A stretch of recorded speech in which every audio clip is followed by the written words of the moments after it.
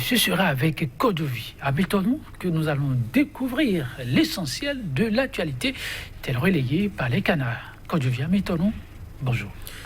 Bonjour Joël Todi, bonjour également à nos amis téléspectateurs qui nous ont suivis, accompagnés de par leurs observations, aussi bien acerbes qu'encourageantes tout au long de cette année 2018, lesquelles nous espérons d'ailleurs pour 2019 et déjà par anticipation, on leur souhaite bonne heureuse année 2019. Et pourquoi pas, oui, c'est le moins qu'on puisse faire. On est à quelques heures de la nouvelle année, 31 décembre.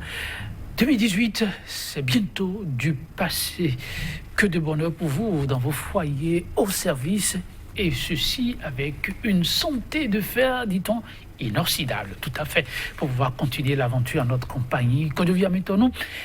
Oui, il s'est donné, et quand il nous a conduits jusque-là, c'est pour nous conduire encore pour des batailles plus grandes. Donc, pleine forme aussi à toi. Merci beaucoup à vous, Joël Todi. Et l'actualité, elle n'a pas évolué outre mesure. C'est bien sûr la politique. C'est également la fin de l'année. C'est l'heure de bilan pour certaines autorités communales.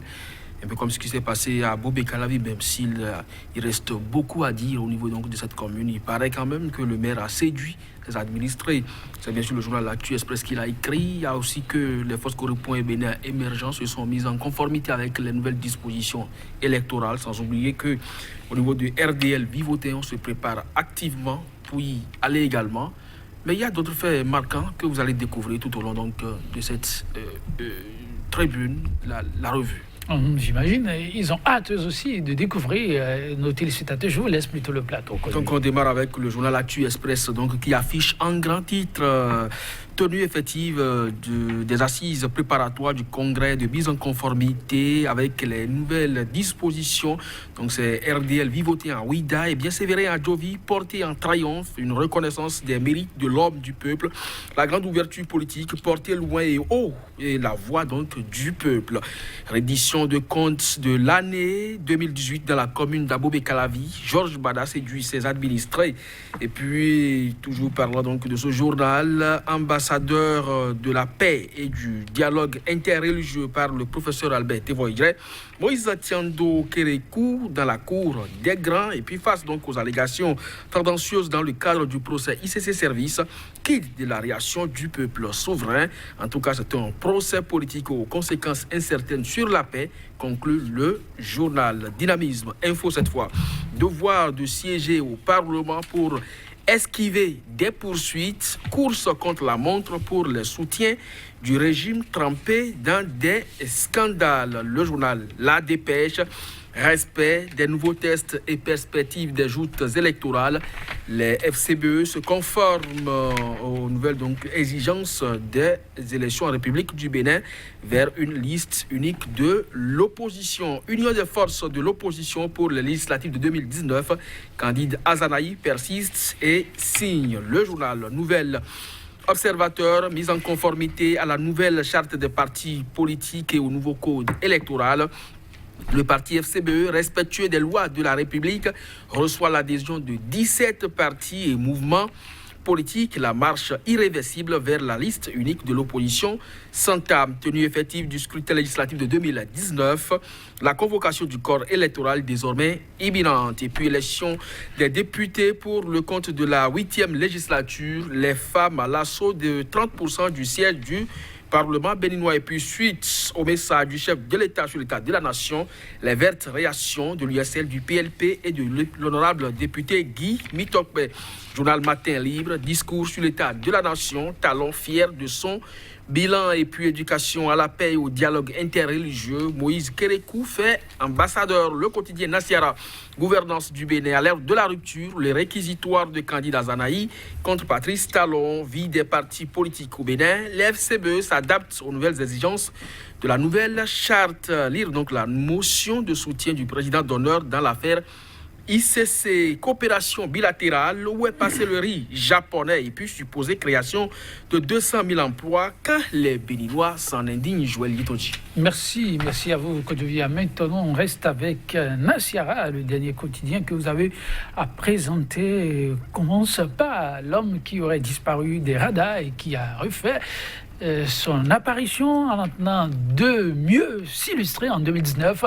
Il a un nom candidat à Zanaï, gouvernance du Bénin, à l'ère de la rupture, le réquisitoire de candidat Zanaï contre Patrice Talon, l'homme qui l'a conduit au fauteuil présidentiel.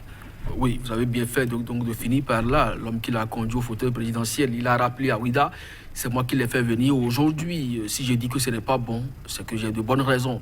Et là-dessus, on n'a pas donc à le contredire parce qu'il est le seul maître de sa pensée. Donc, on n'a simplement qu'à observer, à le suivre, et parce qu'il a dit que les jours à venir, il lancera donc la vague jaune. À quoi cela retourne, ça comportera quoi? Il a fait savoir qu'il fera beaucoup de déballage.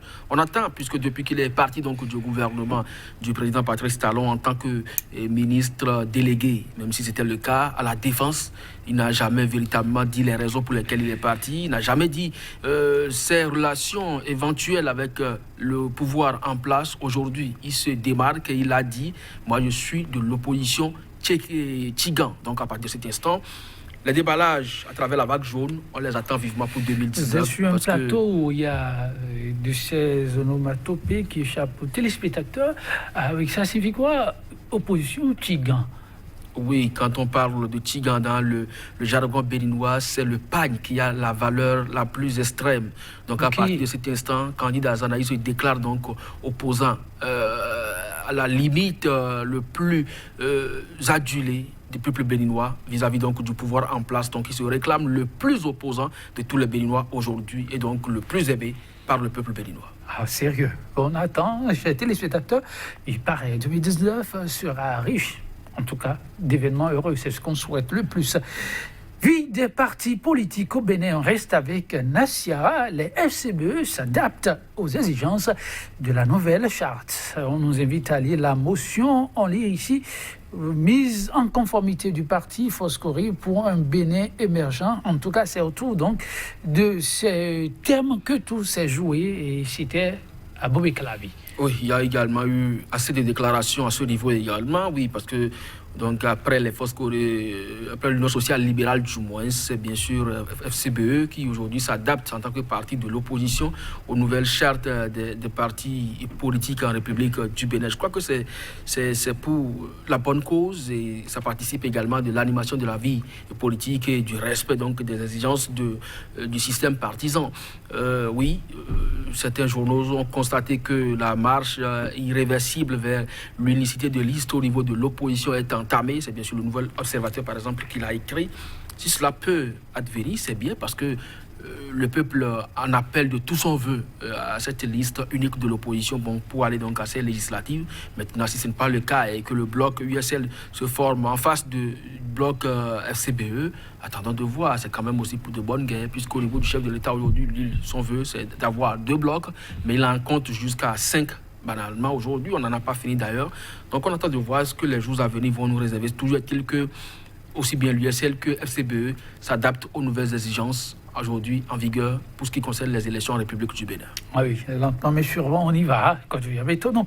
Alors, il y a une sortie qui continue d'agiter l'opinion publique. Il s'agit là de discours sur l'état de la nation, du chef de l'État. Des jours passent, mais les réactions se multiplient. Et pour Nassiara, on peut lire ceci, supposé création de 200 000 emplois. Ça fait partie des aspects évoqués par le chef de l'État. Il y a eu création de 100 000 emplois. Mais Nassiara, quand je viens maintenant, rapporte ici des réactions d'un certain nombre de Béninois qui continuent de s'indigner. On s'est dit pourquoi? Parce qu'ils recherchent ces emplois, ils ne les trouvent pas. Comment?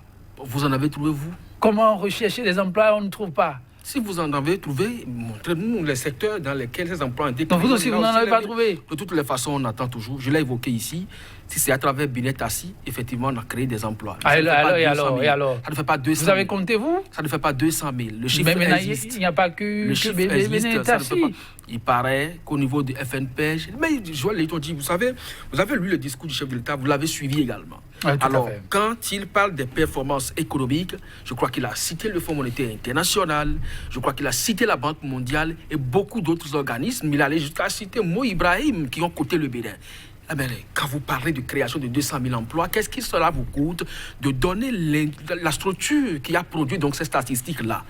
C'est tout ce que les Béninois réclament. Personne n'est contre la création de 200 000 emplois ou de 600 000 emplois ou de 1 million d'emplois par le chef de l'État. On veut seulement que des statistiques soient rendues publiques, qu'on sache l'organisme qui a produit ces statistiques et qu'on sache les secteurs porteurs ou pourvoyeurs donc, de ces créations d'emplois. On cite dans les milieux proches donc, du pouvoir les projets d'asphaltage et autres qui sont en cours et qui par conséquent constituent des sources potentielles de création d'emplois. Moi, ça me fait quand même pitié et nous n'allons quand même pas finir sans évoquer le cas de ces riz japonais. Nous avons vu à la télévision des conteneurs de riz brandis avec un show médiatique autour. Mais depuis un certain temps, on se demande véritablement où est passé ce riz. De toutes les façons, je crois que 2019 serait quand même une année chaude où nous entendrons beaucoup d'autres révélations. Merci à vous. Quand je viens maintenant, mesdames, messieurs, merci. Quand je viens maintenant, je vous souhaite tout de même bon appétit. Du riz japonais, peut-être vous l'en trouverez tout à l'heure dans vos assiettes. Mesdames, messieurs, oui, on se retrouve avec le sourire aux lèvres 2019. Oui. Quoi qu'il arrive, sourire.